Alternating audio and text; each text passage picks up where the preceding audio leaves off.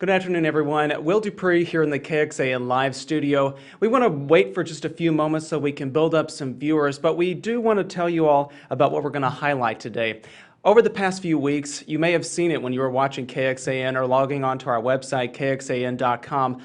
We were asking people to send in people who might be featured in the Remarkable Women contest. We got hundreds of entries, and now we have announced our 4 finalists. Well, their names are not all known just yet, but we do know one, and we're here to talk about that right now with the woman who is highlighting some of these incredible women too. Sydney Benter, our anchor, joins us here live in the studio with me. Sydney, thank you so much for being here. I'm happy to be here. This is my first time on KXAN Live. It's I very know. Exciting, Will. You're taking a seat right here where you belong. So today we're talking about the Remarkable Women series. Again, a lot of people have heard about it. We got hundreds of entries for people to be featured in some of these stories. Sydney, for anyone who may have not heard what this contest is, fill in the blank, tell us about it. Folks are probably wondering, because they heard a lot about Remarkable Women for several weeks. We were really playing it up in our shows because we really wanted to hear from you and to hear about some remarkable women in your life. So we, in every show, we're asking you to send us submissions, and then weeks have gone by and you're like, whatever happened to those remarkable women we kept talking about? Well, we've been working through the process, and we had hundreds of submissions, as you said. Well, we were really impressed with that amount.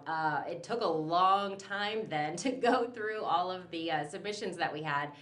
There was a criteria that we had to grade them all on. This was a contest that's done at all of our stations across the country.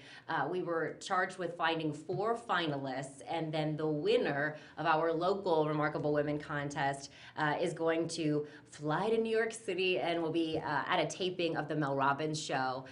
So we had a big task ahead to go through all of those. I was on the committee, and we had some pretty rigorous grading standards that we had to adhere to select them. So we did already pick the 4 finalists, and the first story aired last week on our news at 4:30. We have another one coming up today at 4:30, and then 2 more. We will announce the winner of the Remarkable Women contest on March 6th. Wow, so a lot to talk about today, but we want to highlight the very first woman who was chosen, and you do see her name there listed at the bottom of your screen. But Sydney, tell us about who was picked last week. So the first story that we aired is Micki Eubanks' story. You can see her right there.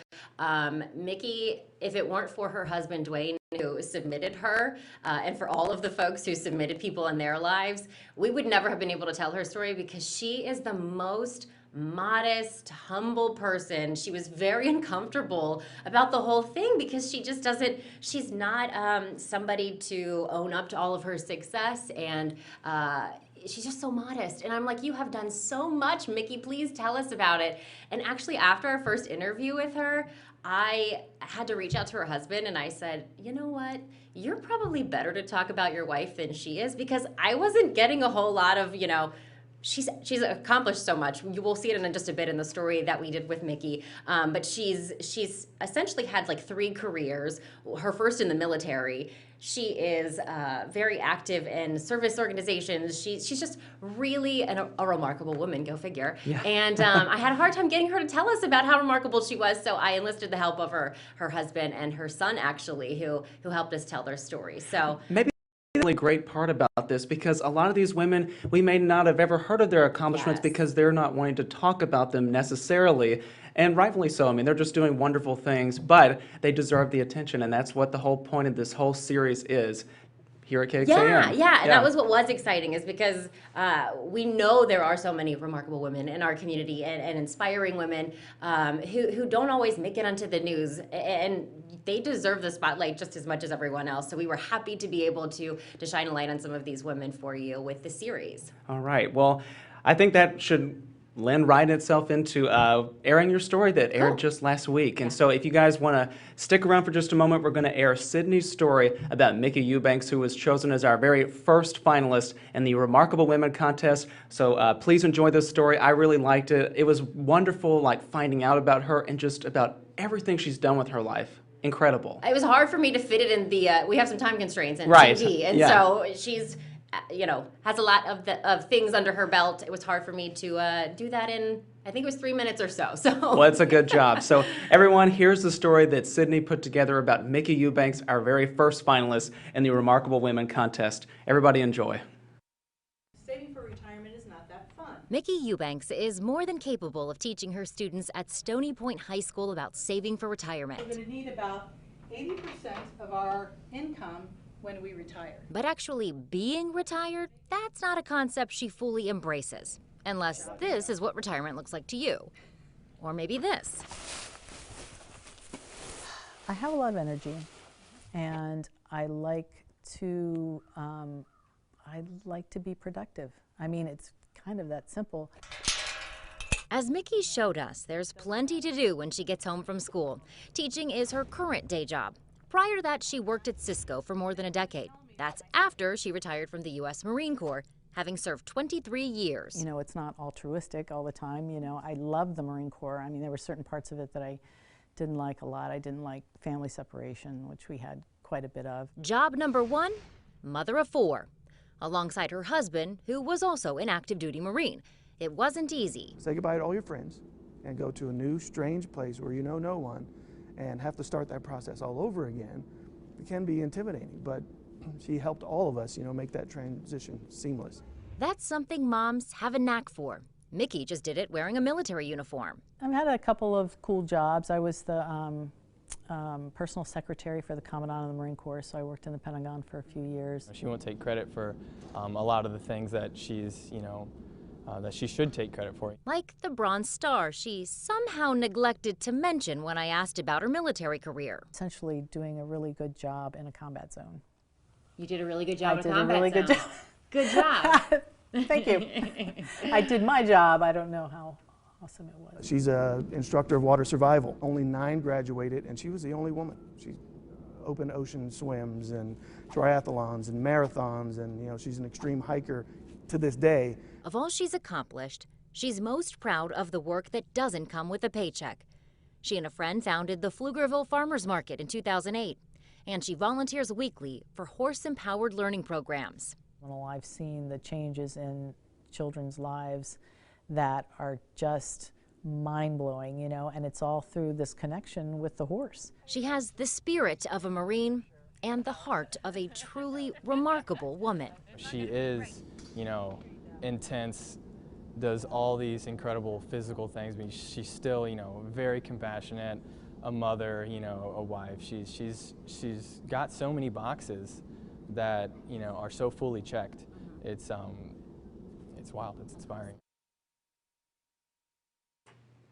All right, everybody. Again, that was the story for the first finalist in our Remarkable Women contest. The story was from Cindy Benter there, highlighting Micki Eubanks.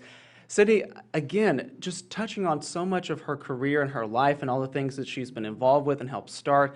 I mean, that was a lot to synthesize in kind of one piece, but it touched on a lot there. She's Incredible done woman. So much, exactly. Yeah. And so we ended that last interview you heard was with her son Christian, who drove up from Houston for the day so that we could get his perspective. Because as I said, I told her husband, hey, she's not speaking as highly of herself as I think you guys could. Would you guys mind, talking to us and tooting her horn for her, because she's not doing it.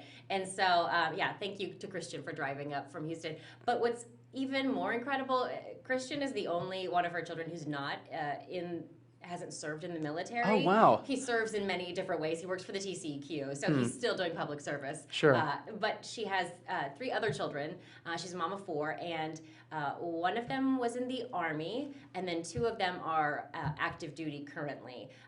So you could imagine that having 2 parents, her husband's also a Marine, a retired Marine, could have been, obviously it was formative for the kids, but it was a tough life. Mom and dad were gone a lot, and so I could imagine that they might not want to have gone into that line of work, but they chose to do it because their parents are their role models. And the fact that Micki retired and then took a job in the private sector and then took a job back in public sector, and she's a teacher now, is just, it's like, do you ever stop, woman? Right. And she does it. And this is a picture, you see us right, that's from our shoot that day. So even when she gets home from school, she's got all the chores of having animals. Because taking care of livestock is another full-time job, basically, 100%. too. Yeah. That's like a before work and an after work thing. That is, the donkey there is Lucy, and then the horse is Red, a thoroughbred. Used to be a racing horse. And so she's super passionate about that, and she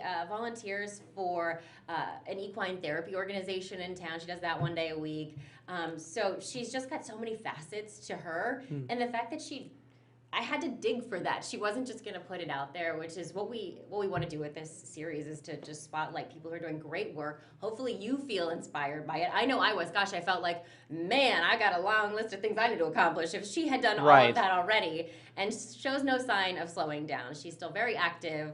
They have chickens. They have the horses that you saw. So she's a go-getter, and she never stops. Yeah, and she's modeling the way. As you said, her children are now service-minded, and for those of us, again, who are sitting at home watching this, and here at the station too, it's like, maybe I need to step up myself and do some more. Yeah, for sure. Yeah. And tonight, if you guys like that story, it's a very great one. We have another one coming up this afternoon at 4:30 when Sydney and Robert do the news then. And Sydney, you've gotten a little bit of a preview about this one. Can you tell us about it? This is, Sally did this one. Sally Hernandez, our morning anchor, she and I are going to tag team this effort. So she did 2 stories with our finalists. I did 2 stories. So the woman that you will meet today is 104 years old. She is a champion for equal rights, also for environmental causes in Austin. And she's got a great story.